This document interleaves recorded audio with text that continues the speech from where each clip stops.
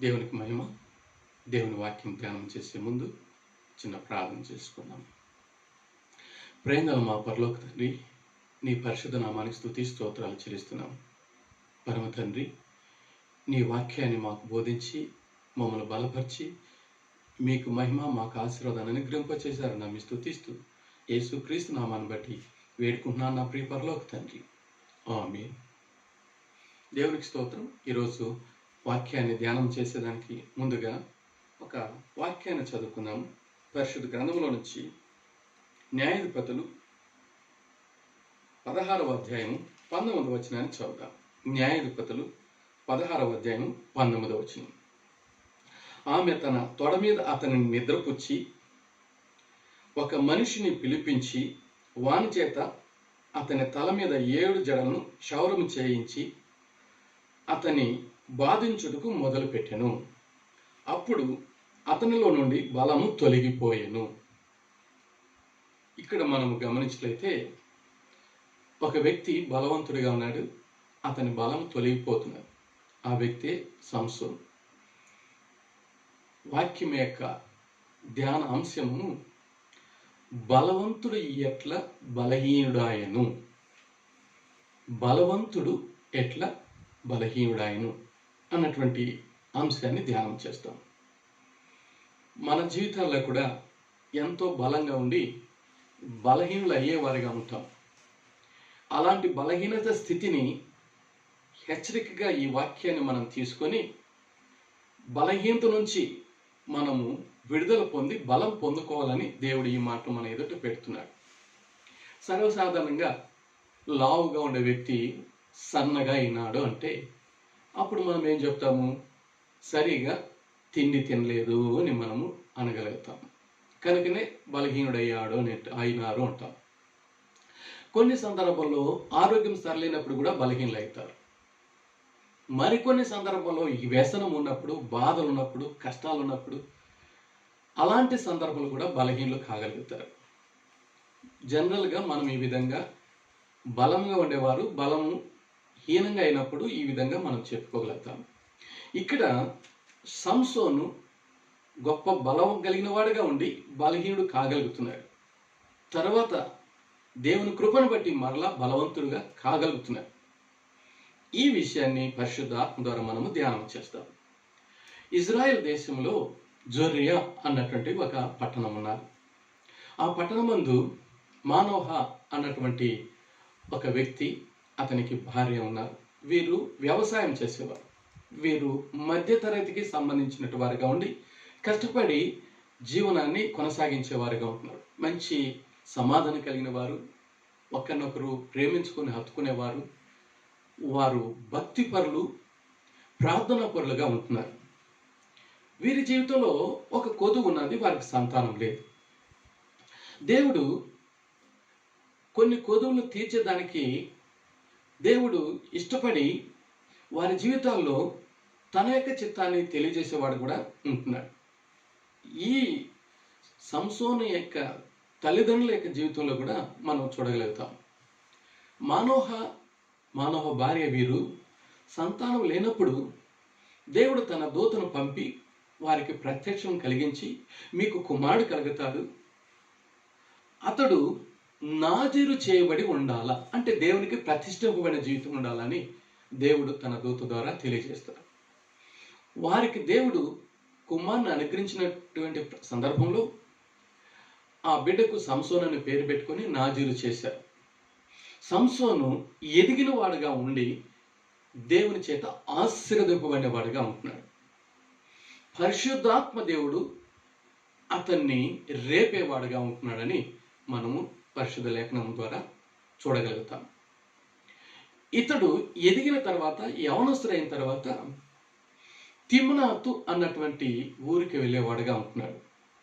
ఇతడు బలవంతుడిగా ఉన్నటువంటి విషయాలు మొదట చూసి ఆ బలమైన వాడు ఎట్లా బలహీనుడయ్యాడన్నటువంటిది ధ్యానం చేస్తాం. తిమ్నాతు అన్నటువంటి ఊరికి వెళ్ళిన వాడు ఒక స్త్రీని, ఒక అమ్మాయిని ప్రేమిస్తాడు. ప్రేమించినటువంటి ఈ వ్యక్తి తల్లిదండ్రులకు తెలియజేస్తున్నాడు, నేను ఒక అమ్మాయిని ప్రేమించాను, ఆ అమ్మాయిని నాకు పెళ్లి చేయనని. మంచిదే చెప్తున్నాడు. అయితే తల్లిదండ్రులు అతనికి సలహా ఇస్తున్నారు, నాయన అనురాగం చేసుకోకూడదని. అతడు మొండి పట్టుబట్టి నాకు ఆ అమ్మాయే కావాలా, ఆ అమ్మాయి అంటే నాకు చాలా ఇష్టమని. ఇక్కడ తల్లిదండ్రులు ఇంకేం చేయలేక అతని ఇష్ట ప్రకారంగానే వివాహం చేయుటకు సిద్ధపడిన వారుగా ఉంటున్నారు. సంసోను తల్లిదండ్రులతో కూడా కలిసి తిమ్నాత్కు వెళ్ళేవారుగా ఉంటున్నారు పెళ్లి చూపుల కోసం. మార్గంలో ఈ యవనస్తుడైనటువంటి సంసోను ముందుగా వెళుతున్నారు. దారి అంత స్ట్రైట్గా లేదు, అంత అడవి ప్రాంతంగా, అంటే చెట్లు అంతా కూడా ఉన్నాయి కనుక ఆ సందర్భంలో ఒక సింహము బొబ్బరిస్తూ సంసోను మీదకి రాగలుగుతున్నది. సంసోను బలవంతుడు, ఆత్మచేత ప్రేరేపింపబడిన వాడిగా ఉండి దాన్ని మేక పిల్లలు ఎలాగ చీల్చేస్తారో అట్లా చీల్చేశారు. ఈ గొప్ప కార్యాన్ని తల్లిదండ్రులు కూడా చెప్పలేరు. అంటే ఇక్కడ ఆ సింహాన్ని చీల్చివేశారంటే బలం కలిగిన వాడిగా ఉన్నాడు. మామూలు బలం కాదు, గొప్ప బలం. తాను బలం కలిగిన కార్యాన్ని చేసినా, గొప్ప కార్యాన్ని చేసినా కానీ తల్లిదండ్రులు కూడా చెప్పలేదంటే దీనికి వెనకాల దేవుడు ఈ కార్యం చేశాడు, నాలో ఏమి లేదు, నా బలానికి ఆధారం నా దేవుడే అన్నటువంటి భావన కలిగిన వాడిగా ఉండి తను తాను హెచ్చించుకోలేదు కనుక ఇక్కడ ఇతడు దేవుని గణపరిచేవాడుగా ఉంటున్నాడు. ఈ సింహాన్ని జయించుటలో బలం ఎవరిదంటే దేవుందే అని ఇతడు నిశ్చయంగా గ్రహింపగలిగిన వాడిగా ఉంటున్నాడు. మరొకసారి ఈ తల్లిదండ్రులతో కలిసి తిమ్నాతుకి వెళ్ళేటటువంటి సందర్భంలో మునుపు సింహమని చంపివేశాను కదా, అది ఏమైందో అని కొంచెం అలాగ వెళ్ళి చూశారు. ఆ కళేవరంలో సింహపు ఎముకల్లో తేనె పట్టు ఉన్నారు. చాలా సంతోషమైంది. తేనె పట్టు తీసుకొని తాను తిని తన తల్లిదండ్రులు కూడా ఇవ్వగలిగాడు. ఇప్పుడు కూడా అతడు ఈ రహస్యాన్ని తెలియచేయలేదు. ఇప్పుడు తిమ్నాతుకు వెళ్ళి పెళ్లి కూతురు వాళ్ళ ఇంట్లో ఉంటున్నారు. ఆ అన్యుల యొక్క ఆచారాల్లో ఒక ఆచారం ఏమిటంటే పెళ్లి కొడుకు వారు పెళ్లి కూతురు వారికి ఒక వారం రోజులు విందు చేయాలి. ఈ ఆచారం అన్యుల యొక్క ఆచారం. విందు చేసే సందర్భంలో ఈ యొక్క పెళ్లి కుమారుడే చేయాలి. సరే, వీళ్ళు ఆ విధంగా చేసేవారిగా ఉంటున్నారు. ఆ 7 రోజుల సమయంలో ఆ తిమ్నాతులో ఉన్నటువంటి పెళ్లి కూతురు వాళ్ళ తరపున 30 మందిని పెళ్లి కుమారుడైన సంసోనుతో ఉండే దానికోసం తీసుకొని వచ్చినారు. 30 మంది.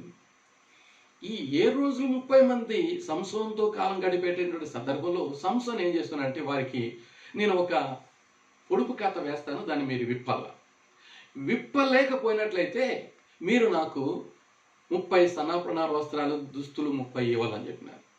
వాళ్ళు ఓకే అన్నారు. ఈయన కథ వేశాడు. ఏమిటి అని మనం చూసినట్లయితే ఈ విధంగా ఉన్నది. న్యాయాధిపతులు 14 వచనము. అతడు అక్కడ గమనిస్తే బలమైన దాంట్లో నుండి తీపి వచ్చను, తిను దాంట్లో నుండి తిండి వచ్చును అని 3 రోజులు వాళ్ళు చెప్పలేకపోయారు. అయితే ఆ ఊరి వారు ఆ పెళ్లి కూతురు వాళ్ళతో అంటున్నారు, మమ్మల్ని మీరు పిలిపించి పందాన్ని ఏర్పాటు చేసి ఇప్పుడు మేము ఓడిపోతే మా దగ్గర డబ్బులు మీరు లాగాలనే ఈ విధంగా మీరు చేసినారా అని వారు నిష్ఠూరం చేశారు.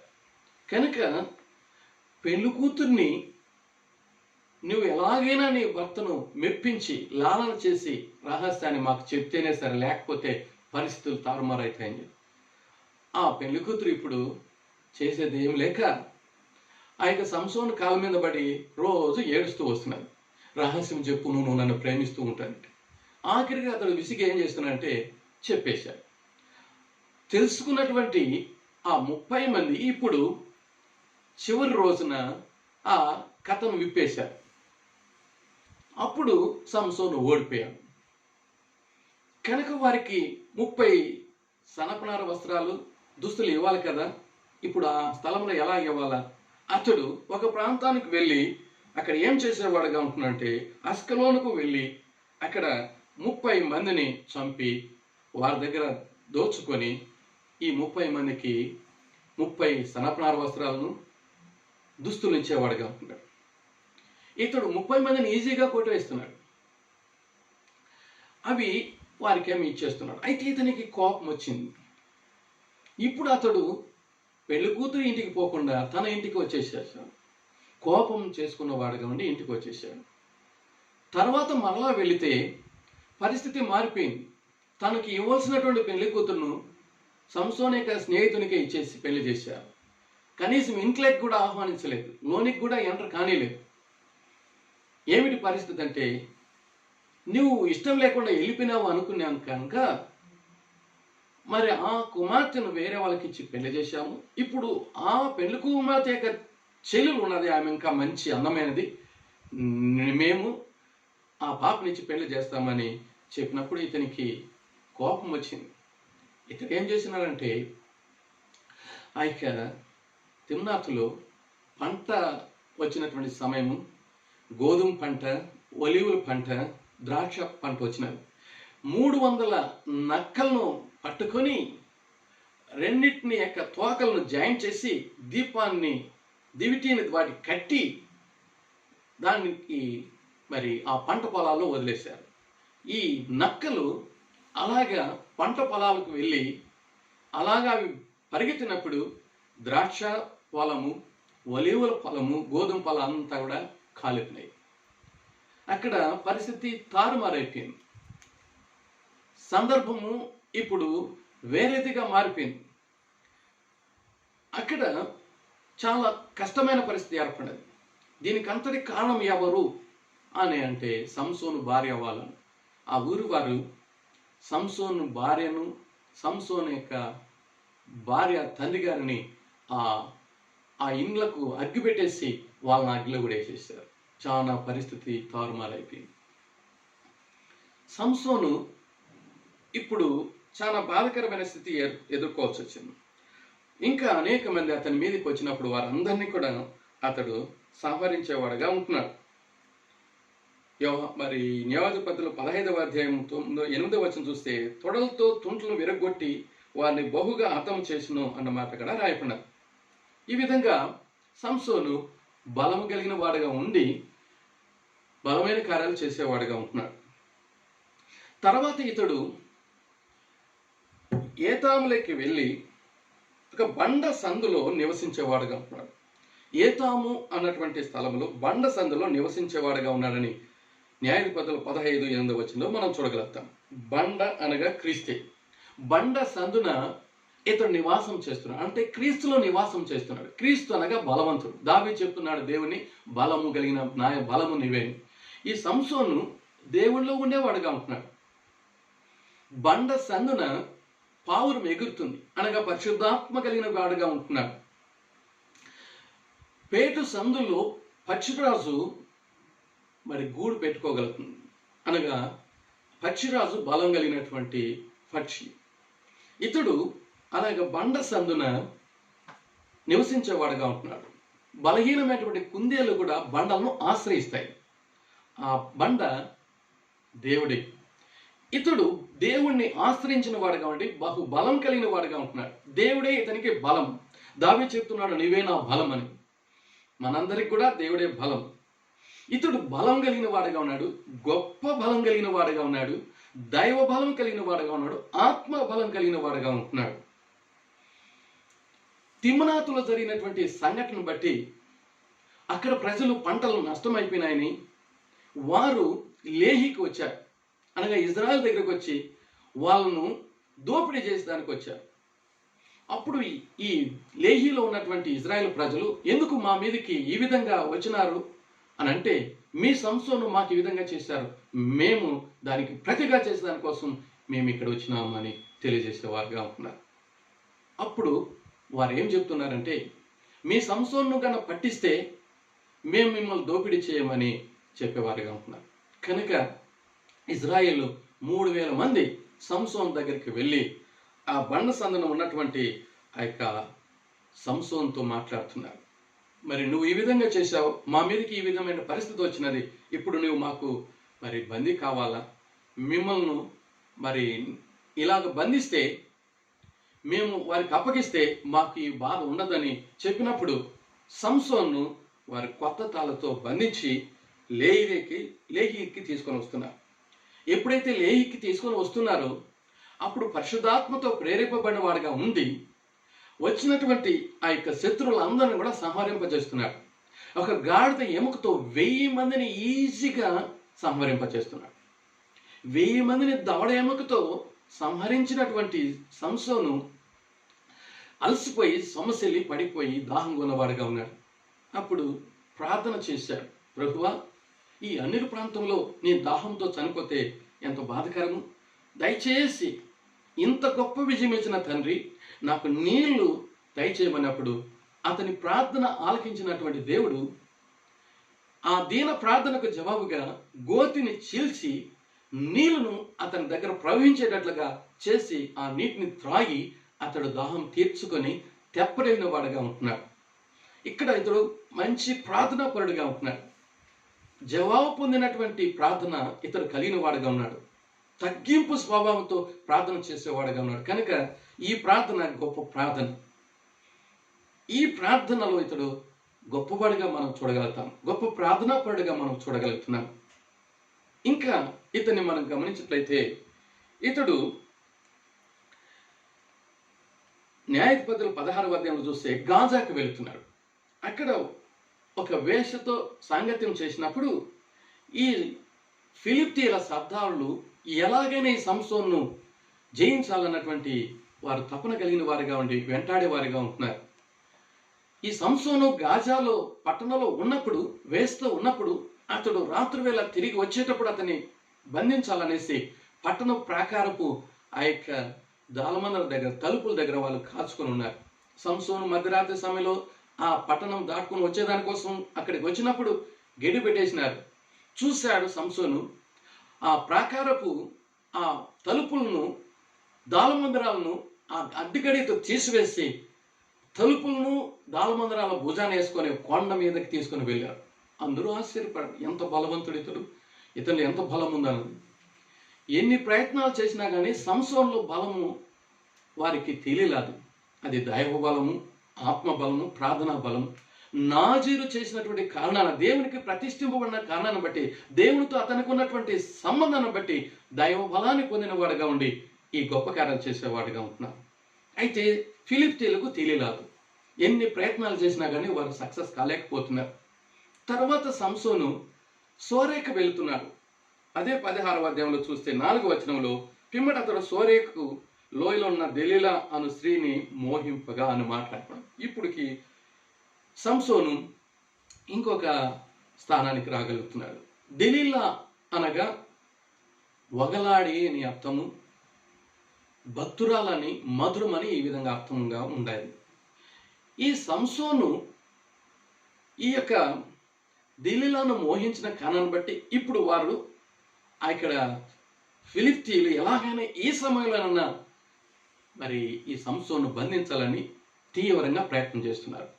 దెలీలా దగ్గరికి వచ్చి సర్దారులు అందరూ కూడా చెప్తున్నారు, మేము ఒక్కొక్కరము 110 వెండి నాణాలు ఇస్తాం, నువ్వు ఎలాగైనా సంసోను యొక్క బలాన్ని యొక్క రహస్యాన్ని, అతనిలో ఉన్నటువంటి గొప్ప బలం యొక్క రహస్యాన్ని మాకు తెలియచేయాలా అని చెప్పినప్పుడు సరైన ఒప్పుకుంటున్నారు. చూడండి, ఒక స్త్రీ ఎలాగ అమ్ముడుపోతున్నారు, డబ్బుకు అమ్ముడుపోతున్నారు. ప్రేమించినటువంటి తన్ను అమితంగా ప్రేమించిన వ్యక్తిని డబ్బులు తీసుకొని అమ్మేసేటువంటిదిగా ఉంటున్నది. చాలా బాధాకరమైన విషయం. ఈ రోజుల్లో కూడా చాలా మంది ఈ విధంగానే ఉండేవారుగా ఉంటున్నారు. ఇక్కడ ఈ స్త్రీ అతన్ని లాలన చేసి, నీవు నన్నుగా ప్రేమిస్తున్నావు కదా, నీకేమైనా ఆపద వస్తే నేను తట్టుకోలేను కదా, నీ బలం ఎక్కడుందో అని అడిగేటువంటిదిగా ఉన్నది. అతడు చెప్తున్నాడు, నా బలము నిరవంజి ఆ తాళతో కట్టివేస్తే నా బలము ఉడిగిపోతుందని చెప్పాడు. ఆ విధంగానే ఆ సర్దారులు ఈ స్త్రీ చేతికి ఇచ్చినప్పుడు, దెలీలా చేతికి ఇచ్చినప్పుడు సంసోను బంధించి ఆ తర్వాత కేకేస్తున్నది. అక్కడ దాముకున్నటువంటి సర్దారులు అతన్ని పట్టుకోవడానికి. అప్పుడు అతడు ఎలాగా అంటే ఆ యొక్క నూలు పోగులాగా తెగిపోతున్నాయి. తర్వాత ఆ మరలా అడుగుతున్నది, నువ్వు అబద్ధం చెప్పావు, నాకు మోసం చేశావు, నన్ను సరిగా ప్రేమించలేదు, నాకు ఎగతాళి చేస్తున్నావు, ఈసారైనా చెప్పమని చెప్తే అడిగితే సంసోన్ చెప్తున్నాడు, కొత్త తాళ్ళతో నన్ను బంధిస్తే నా బలం తగ్గిపోతుంది అని చెప్తున్నాడు. తర్వాత అలాగనే మరలా ఈ స్త్రీ చేసినప్పుడు సర్దారులు వస్తున్నారు, పైన పడుతున్నారు, దాన్ని అగ్నికి నూలులాగా కాలిపోయినట్లుగా అది తెగిపోతున్నాయి. మరలా ఆమె అదే రీతిగానే చేస్తున్నది, నువ్వు మరలా నన్ను మోసం చేశావు అని చెప్తూ ఈసారైనా చెప్పమని చెప్తే అతడు చెప్తున్నాడు, నాకు జడలు ఉన్నాయి, ఇవన్నీ కూడా అల్లితే నా బలం తొలగిపోతుందని చెప్తున్నాడు. ఆ విధంగా చేసి తర్వాత సర్దారులు వస్తున్నారని చెప్పి ఆమె పలికినప్పుడు సర్దారులు వస్తున్నారు, మీద పడుతున్నారు, కానీ ఆ యొక్క జడను ఆయన ఏం చేస్తున్నారంటే అలాగా ఈజీగా లేపేస్తున్నారు, ఏమీ కూడా అతనికి ప్రాబ్లం లేదు.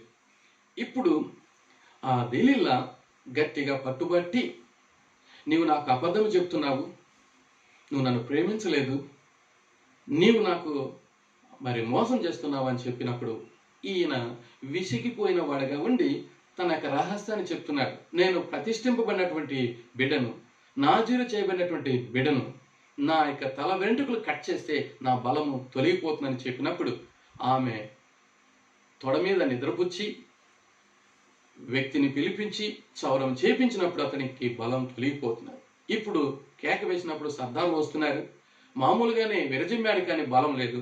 ఇప్పుడు సర్దారులు అతన్ని పట్టుకోగలిగారు. తర్వాత అతన్ని బంధించి వారి దేవత అయిన దేవాలయం దగ్గరికి బంధించి తీసుకువెళ్ళినప్పుడు ఆ దేవాలయానికి ఆధారమైనటువంటి ఆ యొక్క స్తంభాలను అతడు దేవుని నామంలో మరి గట్టిగా ప్రార్థన చేసి పశ్చాత్తాపడి ప్రార్థన చేసినప్పుడు ఆధారమైనటువంటి స్తంభాలను అలాగా ఊడిపోయి అక్కడ ఉన్నటువంటి 3,000 మంది పైన కింద ఉన్నటువంటి ఆ భక్తులు, ఆ విగ్రహారాధికులందరూ కూడా మరణిస్తారు. ఈ సంసోను ఆ 2 స్తంభాలను ఒక ఏటున ఊడబెరికేవాడుగా ఉంటున్నాడు. అక్కడ 3,000 మందిని ఒకేసారి సంహరించేవాడుగా ఉంటున్నాడు, తాను కూడా మరణించేవాడుగా ఉంటున్నాడు. ఇతనిలో ఉన్నటువంటి బలమైన కార్యాలు మనం చూడగలిగాం.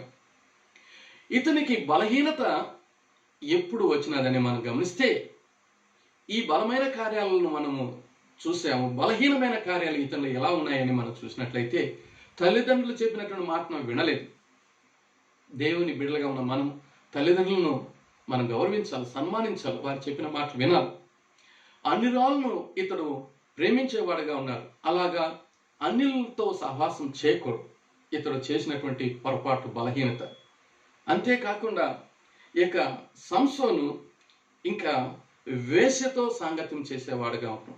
వేశ్య యొక్క సాంగత్యము దేవునికి విరుద్ధమైనటువంటిది. ఎందుకంటే ఈ దేహంతో ఆత్మతో పవిత్రమైన జీవితం జీవించాలి.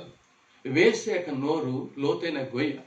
వేశ్యతో సహవాసం చేసేవాడు తన యొక్క సంపదను పాడు చేసుకుంటాడు. ఇతని ఆత్మీయ జీవితాన్ని పాడు చేసుకునేవాడుగా కాగలుగుతున్నాడు. బలహీనత ఏర్పడడానికి వీలు ఏర్పడుతున్నది.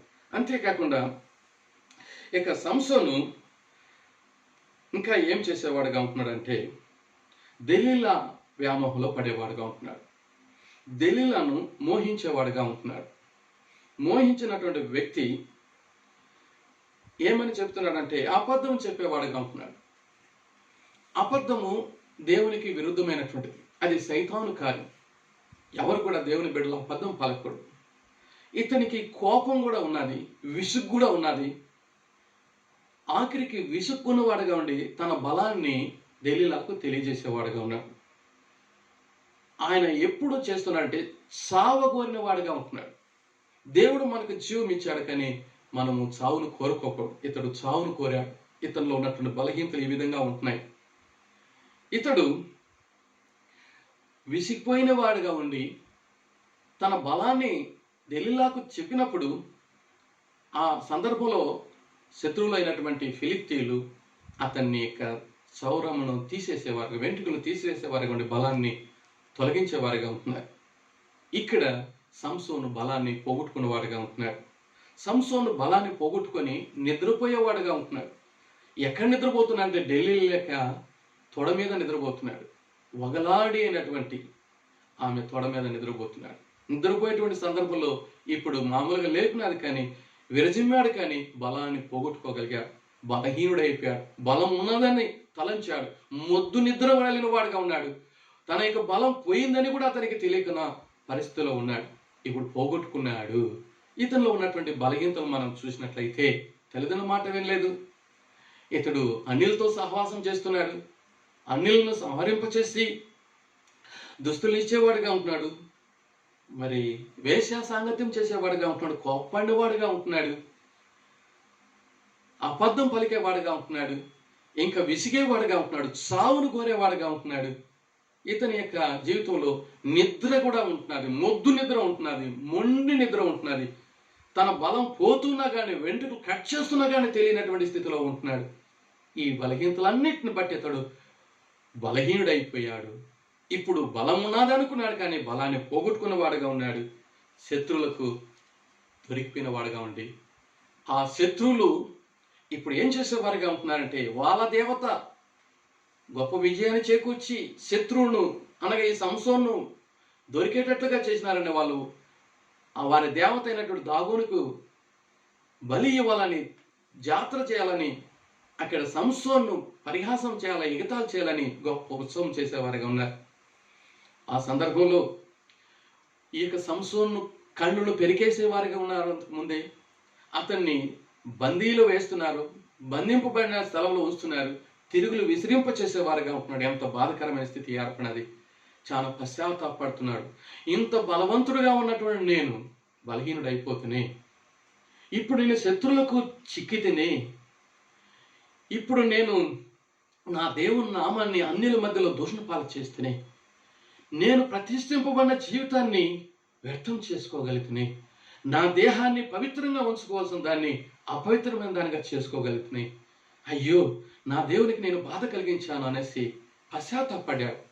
ఇప్పుడు దేవుని అడుగుతున్నాడు, తండ్రి నన్ను క్షమించు, నన్ను మన్నించు ప్రభువా, అది పొరపాటు అయిపోయింది. ఇప్పుడు అన్యుల చేతికి చిక్కబడి విగ్రహారాధికుల మధ్యలో నేను ఎగతాళి చేయబడిన వాడిగా ఉంటున్నాను. ఒక్కసారి నన్ను కనికరించి, ఒక్కసారి నన్ను బలపరచు ప్రభువా అని ప్రార్థన చేసేవాడుగా ఉంటున్నాడు. విరిగి నలిగిన హృదయంతో దేవుడు విరిగి నలిగిన హృదయాన్ని ఆయన నెగ్లెక్ట్ చేయడు. కృపను బట్టి అతన్ని తిరిగి బలపరిచేవాడుగా ఉంటున్నాడు. అతన్ని అక్కడ తీసుకొచ్చినటువంటి ఆ వ్యక్తితో అడుగుతున్నాడు, ఇక్కడ దేవాలయం ఉంది కదా, నేను ఆనుకునే దానికోసం ఇక్కడ స్తంభాలు ఉన్నాయంటే ఆ స్తంభాలకు ఆనుకునేటట్లుగా సంసోన్ను అక్కడ ఉన్న వ్యక్తి అతన్ని తీసుకొచ్చిన వ్యక్తిని అడుగుతున్నప్పుడు అతడు చూపిస్తున్నాడు. ఇప్పుడు సంసోను చేసిన ప్రార్థనకు ప్రతిఫలంగా దేవుడు అతనికి కృపచేత బలం ఇచ్చేవాడుగా ఉంటున్నాడు.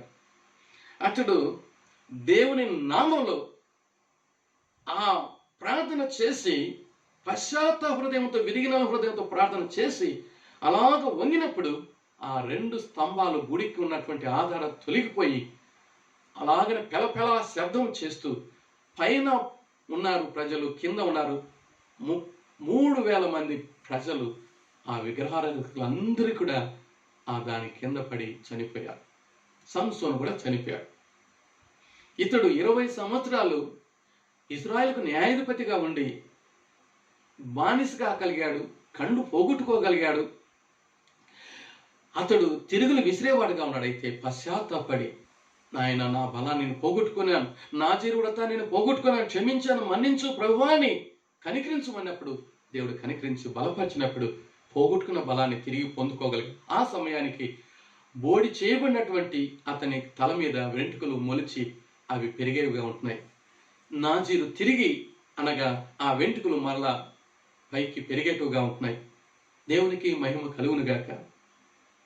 మన జీవితాల్లో కూడా మంచిగా దేవుని కొరకు జీవించేవారిగా ఉండి, ఆత్మీయ జీవితం ఎదుగుదల కలిగిన వారిగా ఉండి, బలహీనతలో పడిపోయినట్లయితే, ఒకవేళ అలాంటి స్థితిలో నువ్వు కానీ, నేను కానీ, మనం కానీ ఎవరైనా ఉన్నట్లయితే, మంచి స్థితి నుంచి పడిపోయినటువంటి స్థితిలో ఉన్నట్లయితే, సంసోను లాగా తండ్రి వైపున చూసి పశ్చాత్తాప హృదయంతో, విరిగినలి హృదయంతో ప్రార్థించినట్లయితే కన్నీరు తుడిచేవాడు బలహీనత నుంచి తిరిగి బలాన్ని అనుగ్రహింపచేసి ఉజ్జీవపరిచి ఆయన బిడ్డలుగా ఆయన చేసుకునేవాడుగా ఉంటాడు.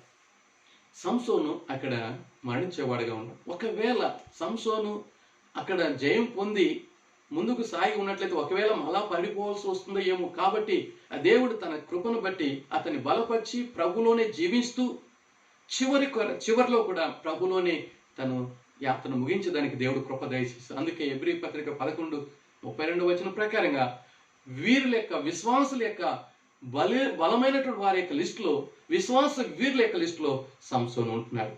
సంసోను బలవంతుడు, దేవుని యొక్క బిడ్డగా ఉండి బలమైన కార్యాలు చేస్తాడు. అయితే బలహీనతను బట్టి బలహీనుడయ్యాడు. అయితే దేవుని కృపను బట్టి తిరిగి బలపరచబడి అతడు దేవుని బిడ్డగానే ప్రభులో నిద్రించడానికి దేవుడు కృప దయచేశాడు. ఆ అన్యుల ప్రాంతంలో మరణించిన ఆ వ్యక్తిని మరి సొంత ప్రాంతానికి తీసుకుని వచ్చి తండ్రి ప్రక్కన సమాధి చేసేటువంటి స్థితి ఏర్పడింది. 20 సంవత్సరాలు ఇశ్రాయేలుకు న్యాయాధిపతిగా ఉన్నాడు. దేవునికి మహిమ. ప్రియమైన వాళ్ళరా, ఈ సమయంలో మన జీవితాన్ని కూడా ఒకసారి చూసుకుందాం. మంచిగా ఉండి బలహీనులైనట్లయితే, బలముగా ఉండి బలహీనులైనట్లయితే దేవుని తట్టు తిరిగి ప్రార్థన చేస్తే దేవుడు బలపరిచేవాడుగా ఉంటున్నాడు. ఆయన బలం బట్టి మనం బలమైన కార్యాలు చేయగలుగుతాం. ఒకసారి ఒక గ్రామంలో 10th క్లాస్ విద్యార్థి బాగా చదువుకునేవాడు. 10th లో మంచి ర్యాంక్ వచ్చినది. తల్లిదండ్రులు కష్టపడి బాగా చదివించారు. టౌన్లో ఇంటర్ చేర్పించాడు. ఇంటర్లో బాగా చదువుకుంటున్నాడు. క్లాస్లో ఉన్నటువంటి ఒక అమ్మాయి ఇతన్ని ప్రేమించినట్లుగా ప్రేమించి మంచిగా డబ్బు ఖర్చు చేయించి అతన్ని ప్రేమలోకి దింపింది. అతడు మంచిగా చదువుకునే వ్యక్తి, గొప్ప జ్ఞానం కలిగిన వ్యక్తి ఆ స్త్రీ వ్యామోహంలో, ఆ అమ్మాయి వ్యామోహంలో ఉండి చదువుకు దూరం అయిపోయాడు. తల్లిదండ్రుల దగ్గర నుంచి డబ్బులు ఎక్కువగా తెప్పించుకొంచు స్త్రీకి ఎంత ఖర్చు పెట్టగలిగాడు. స్త్రీకి ఈ విధంగా ఖర్చు చేస్తున్న సందర్భంలో తల్లిదండ్రులు కూడా బాధపడ్డారు. మేము ఇంతగా డబ్బులు పంపిస్తున్నాము, కుమారుడు ఏం చేస్తున్నాడు ఏమనేసి. చదువులో కూడా చాలా వీక్ అయిపోయినాడు, చాలా బలహీనుడు అయిపోయినాడు. ఈ విషయాలు తెలుసుకున్నప్పుడు తల్లిదండ్రులు బాధపడ్డారు. చివరికి ప్రేమించిన అమ్మాయి ఇంకొక వ్యక్తిని, ఇంకా గొప్పగా ఉన్న వ్యక్తితో మరి పరిచయం మేర అతన్ని ప్రేమించింది. ఇతన్ని వదిలేసి ఇప్పుడు అతడు తన స్థితిని గుర్తు తెచ్చుకున్నాడు. అయ్యో, నేను బాగా చదివాన్ని, ఇప్పుడైతే నేను బలహీనుడు అయిపోతున్నాయి, చదువుకు దూరం అయిపోతున్నాయి, తల్లిదండ్రులకు నేను దుఃఖం కలిగిస్తున్నాయి, ఎంత పొరపాటు చేస్తున్నాయి, మంచి పేరు కలిగినటువంటి నేను మంచి క్లవర్ స్టూడెంట్ని ఇప్పుడు మరి క్లవర్గా లేకపోతున్నాయి, బలహీనుడు అయిపోతున్నాయి. మరలా ఏడ్చి ఏం నేను చేయాలా, చనిపోవాలా లేకపోతే బాగా చదవాలని ఆలోచన చేసేటప్పుడు ఒక కరపత్రం దేవుని బిడ్డలో ఇచ్చినప్పుడు ఆ కరపత్రాన్ని చదువుకున్నాడు. దేవుని తట్టు తిరిగిన వాడుగా ఉండి పశ్చాత్తాప హృదయం కలిగి దేవుని బిడ్డగా మార్చబడి దేవుని యందు భయభక్తులు కలిగి జ్ఞానం కలిగి తర్వాత మంచిగా మరలా మంచి స్థాయికి రాగలిగాడు. బాగా చదువుకున్నాడు, మంచి ర్యాంకులు పాస్ అయ్యాడు, మంచి ఉద్యోగం పొందుకొని తల్లిదండ్రులు సంతోష పెట్టగలిగాడు. అతడు గన ఒకవేళ బలహీనుడైపోయి ఆత్మహత్యకు గురి అయినట్లయితే చాలా కష్ట పరిస్థితి ఏర్పడేదైతే దేవుని వాక్యం అతనికి దొరికిన కారణాన, దేవుని తట్టు తిరిగిన కారణాన, బలహీనతను ఒప్పుకొని విడిచిపెట్టి దేవుని బిడ్డ అయినట్టు కారణాన అతడు మంచివాడైపోయాడు. ఇప్పుడు అందరికి కూడా సాక్ష్యం చెప్తున్నాడు. అతని సాక్ష్యాన్ని బట్టి మంచిగా ఉండేవారు చెడుగా మారినటువంటి వారు కూడా మారిపోయారు. బలవంతులుగా ఉండే బలహీనమైన వారు కూడా ఈ సాక్ష్యాన్ని విని మంచిగా బలంలోకి రాగలిగారు. దేవునికి మహిమ. సంసోను మన ఎదుట పెట్టాడు దేవుడు. సంసోను జీవితంలో ఉన్నటువంటి గొప్ప కార్యాలు మనం చూసాం, బలమైన కార్యాలు చూసాం. అతడు ఆత్మ బలం కలిగిన వాడుగా, ప్రార్థనా బలం కలిగిన వాడుగా, గొప్ప బలం కలిగిన వాడుగా ఉండి బలహీనతలోకి వచ్చాడు. అయితే తిరిగి అతడు గొప్ప ప్రార్థన కలిగిన వాడుగా ఉండి ఆత్మచేత బలపరచబడి మంచి స్థితికి రాగలిగే దేవునికి మహిమ తేగలిగాడు. అన్యుల మధ్యలో దేవుని నామం దూషణ పాలు చేసినప్పటికీ కూడా తిరిగి పశ్చాత్తాపడి దేవుని నామం మహిమాత్రం అతడు విశ్వాసుల వీరుల యొక్క లిస్టులోకి రాగలిగాడు. ఒకవేళ మన స్థితి అలా ఉన్నట్లయితే దేవుని వైపు తిరిగి దేవుని కృపకు పాత్రులైదాం, కృప చేత బలపరచబడ్డాం, దేవుని కృపతో ముందుకు సాగుదాం. దేవుని యొక్క బిడ్డలుగా మనం జీవించి ఈ జీవిత యాత్రలో దేవుని గణపరుస్తాం.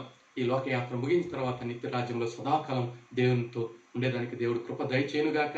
దేవునికి దూరం అయినట్లయితే, బలహీనులైపోయినట్లయితే సైతానుడు బలహీనత పరిచి అతడు బలహీనులుగా చేసి అటు తిప్పుకొనేసి దేవునికి దూరం చేసేవాడుగా ఉండి ఆఖరికి తన సొత్తుగా చేస్తాడు. ఆ విధంగా చేసుకోనికుండా దేవుడు బలపరిచేవాడుగా ఉన్నాడు. 18 ఏళ్ళ నుంచి బలహీనంతో ఉన్నటువంటి స్త్రీని దేవుడు బలపరిచాడు. ఆమె ద్వారా దేవుడు మహిమ పొందాడు. ఎన్ని సంవత్సరాల నుంచి, ఎంతకాలం నుంచి బలహీనంగా ఉన్నప్పటికీ కూడా ఆయన యొక్క చేతులు నీ వైపున వస్తున్నాయి. ఆయన యొక్క కృప నీ వైపున ఉంటున్నది. ఆయన తట్టు తిరిగినట్లయితే నిన్ను బలపరుస్తాడు, నిన్ను లేవనెత్తాడు, నిన్ను బలపరుస్తాడు, నిన్ను ఉజ్జీవపరుస్తాడు, నీ కన్నీరు తుడుస్తాడు, మంచి స్థితికి తీసుకొని వస్తాడు. నీవు ఆయన బిడ్డగా జీవించి ఆయన్ని కనపరచగలుగుతావు, మహింపరచగలుగుతావు, నీవు మంచి స్థానాన్ని పొందుకోగలుగుతావు. అలాంటి స్థితిని దేవుడు అనుగ్రహింపచేయునుగాక. ఒకవేళ బలంగా ఉండి దేవుని కార్యాలు చేస్తే ఇంకా ఇంకా బలమైన కార్యాలు చేసేదానికి దేవుడు కృపను అనుగ్రహింప చేయనుగాక. దానియేలు, షద్రక్, మెషక్, అబేద్నెగోలు, యోసేపులు దేవుని కొరకు బలంగా సాక్షులుగా ఉండి బలమైన కార్యాలు చేశారు. వారిని దేవుడు ఎంతగానో ఆశ్రయించి వారి ద్వారా మహిమ పొందారు. బలహీనత ఉన్నట్లయితే బలపరచబడడానికి దేవుడు కృపను అనుగ్రహించి మనం ముందుకు నడిపించడానికి దేవుడు సహాయం చేయాలని ప్రార్థన చేసుకుందాం. దేవుడిచ్చిన ఈ మాటను ఆశ్రయించిన కాక. ప్రేమగల మా పరలోక తండ్రి, నీ పరిశుద్ధ నామానికి స్తుతి స్తోత్రాలు చెల్లిస్తున్నాం. కన్న తండ్రి, సంసోను మా ఎదుట పెట్టారు. అతడు గొప్ప ఆత్మబలాన్ని కలిగిన వాడుగా, ప్రార్థనా బలం కలిగిన వాడుగా, అతడు మంచి సాక్ష్యం కలిగిన వాడుగా ఉండి బలహీనుడైపోయాడు. అయితే తిరిగి అతడు పశ్చాత్తాపడినప్పుడు, తిరిగి ప్రార్థన చేసినప్పుడు బలపరిచారు. నాయన, అతన్ని మీ మహిమతో వాడుకోగలిగారు, బలపరిచారు. విశ్వాసంలో యొక్క లిస్టులోకి అతన్ని తీసుకుని రాగలిగారు. నీకు వందనాలు. వింటున్నటువంటి బిడ్డల్లో ఎవరిలోనైనా అలాంటి స్థితి ఉన్నట్లయితే మీరు బలపరిచి మీ మహిమాత్వం, సాక్షాత్వం వాడుకొని దీవించి కాపాడారని నమ్మి స్తుతిస్తున్నాం. మీకే మహిమ, ఘనత, ప్రభావాలు ఆరోపింపచేస్తుండగా బలహీనులందరినీ బలపరిచి మీ మహిమార్థం వాడుకున్నారని నమ్మి స్తుతిస్తూ, ఏ బలహీనతలు ఉన్నారో వారికి కావాల్సినటువంటి నీ బలాన్ని అనుగ్రహింపచేసి దీవించి కాపాడి మహిమ, ఘనత, ప్రభావాలు మీరు పొందుకున్నారని నమ్మి స్తుతిస్తూ యేసుక్రీస్తు నామాన్ని బట్టి వేడుకున్నాను నా ప్రియ పరలోక తండ్రి. ఆమేన్. ప్రభు అయినటువంటి యేసుక్రీస్తు కృపయు, తనైన దేవుని ప్రేమయు, పరిశుద్ధాత్మక అనున సహవాసం ఆయన బిడ్డలైన మనందరికీ ఇప్పుడు ఎల్లప్పుడు సదాకాలం తోడై ఉండుగాక. ఆమేన్.